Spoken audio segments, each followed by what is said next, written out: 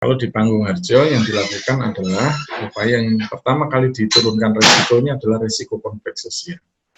Hal ini penting karena memang ada disparitas, ada kesenjangan kesadaran dari warga desa terkait dengan adanya pandemi ini. Kita menginisiasi satu platform e-commerce yang disebut sebagai pasardesa.id. Desa bicara, desa bicara, desa bicara, desa bicara. Jadi panggung tanggap COVID ini logical framework-nya kurang lebih semacam ini. Jadi ini logical framework dari gugus tugas kita. Jadi panggung tanggap COVID ini terdiri dari dua modul utama.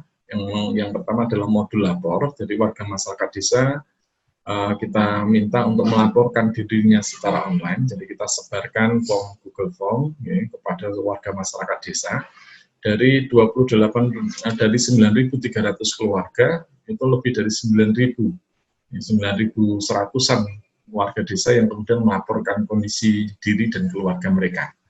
Dari hasil laporan itu kemudian kita lakukan analisis untuk menentukan kategorisasi dampak.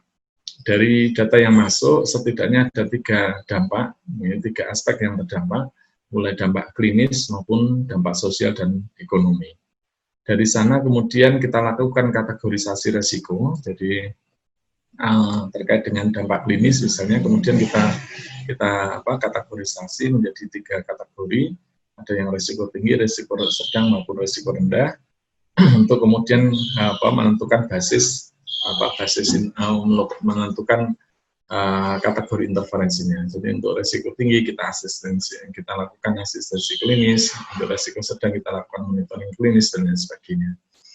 Untuk yang kategori sosial, untuk yang dampak sosial itu ada 2 intervensi lakukan, ada upaya untuk membangun kembali ke peranata sosial, terus kemudian adanya upaya untuk melakukan dekontaminasi sebagai bagian dari upaya membangun kesadaran kolektif. Terkait dengan ekonomi juga semacam itu.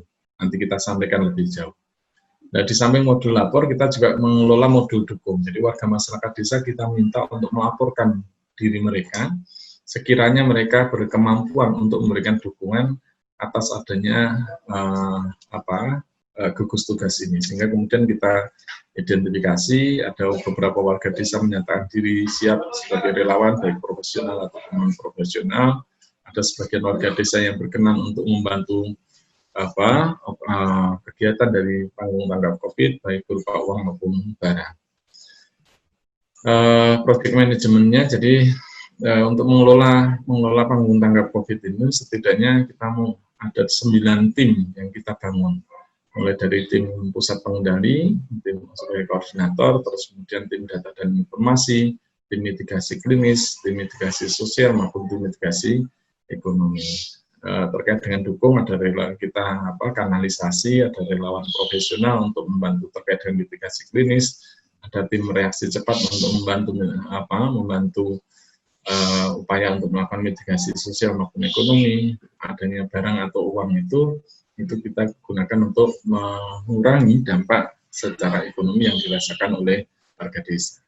Dari ketiga dampak, yang pertama kali kita lakukan itu malah mitigasi dampak sosial. Jadi ini pendekatan yang sebenarnya tidak terlalu jarang dilakukan gitu, karena memang rata-rata yang dilakukan adalah mitigasi pertama kali yang dilakukan adalah mitigasi klinis. Kalau di Panggung Harjo yang dilakukan adalah upaya yang pertama kali diturunkan risikonya adalah risiko konflik sosial. Hal ini penting karena memang ada disparitas, ada kesenjangan kesadaran dari warga desa terkait dengan adanya pandemi ini. Jadi ada yang mensikapi secara berlebihan sehingga menimbulkan kepanikan, ada yang sangat abai sehingga cenderung mengabaikan berbagai macam resiko yang baik, resiko khususnya resiko kesehatan. Sehingga untuk memoderasi itu kita mau melakukan dengan cara melakukan upaya untuk meningkatkan kesadaran kolektif dengan cara melakukan dekontaminasi secara demonstratif. Jadi kita melakukan penyemprotan di awal-awal itu sangat demonstratif, sehingga di 2 minggu pertama itu sudah ribuan liter ribuan liter cairan dekontaminasi yang kemudian kita lakukan.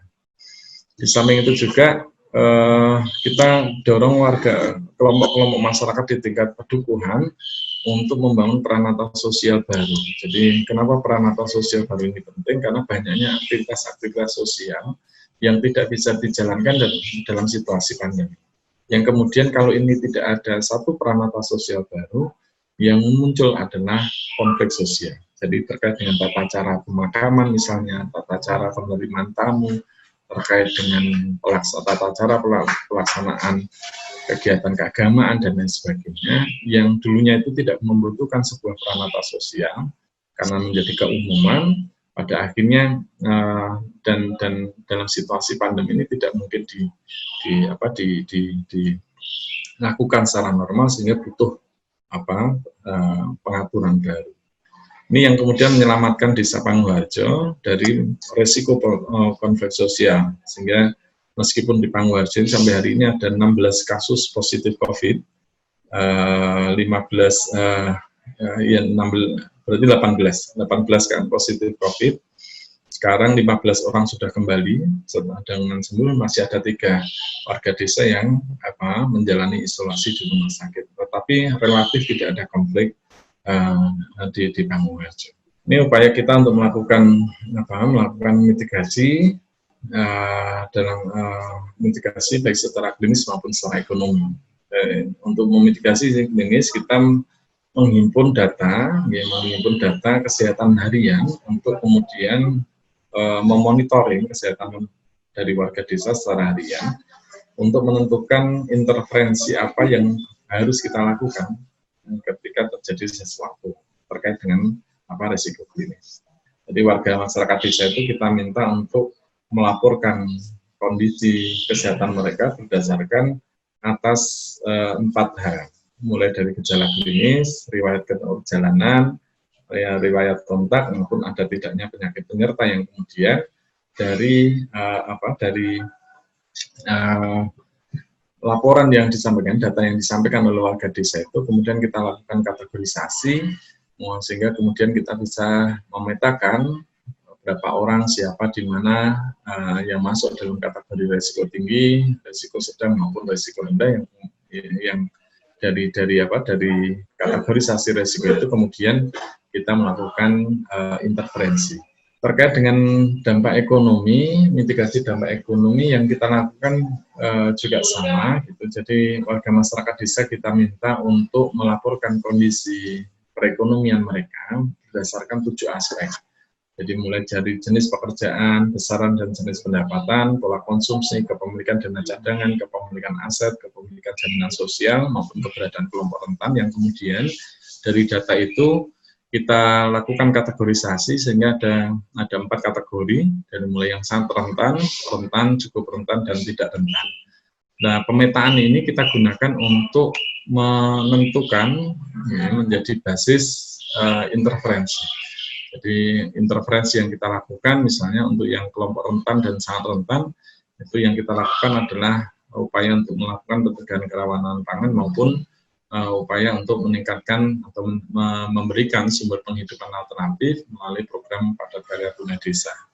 Jadi sampai dengan hari ini lebih dari 8.000 paket sembako yang kita distribusikan untuk meningkatkan ketahanan pangan dari warga masyarakat desa, khususnya yang berasal dari kelompok masyarakat yang sangat rentan ataupun rentan, termasuk juga upaya untuk mencarikan sumber-sumber penghidupan lain melalui kegiatan-kegiatan desa yang dilakukan melalui program padat karya tunai desa. Bagaimana dengan 30 sebagian warga desa yang masuk dalam kategori tidak rentan ataupun cukup rentan, yang sebenarnya dia itu masih punya kemampuan ekonomi yang cukup, masih punya daya beli yang memadai, sehingga dalam rangka untuk membantu sebagian warga desa mencukupkan kebutuhan hidup mereka, dan agar kemudian juga sekalian membantu penguatan ekonomi yang ada di desa, itu kita menginisiasi satu platform e-commerce yang disebut sebagai pasardesa.id. Jadi prinsip dasarnya adalah pasardesa.id ini menemukan barang-barang persediaan yang ada di toko warung yang ada di Desa Pangurjo, ataupun barang-barang yang dihasilkan oleh petani atau peternak yang ada di Pangurjo dengan sebagian warga masyarakat Pangurjo yang membutuhkan, sehingga harapannya uang itu tidak keluar dari desa, tetapi uang itu bisa mengalir ke warung atau toko yang ada di Desa Pangurjo, yang dengan demikian keberadaan dari kelompok yang tidak rentan ataupun yang cukup rentan itu sekaligus membantu memperkuat perekonomian yang ada di desa.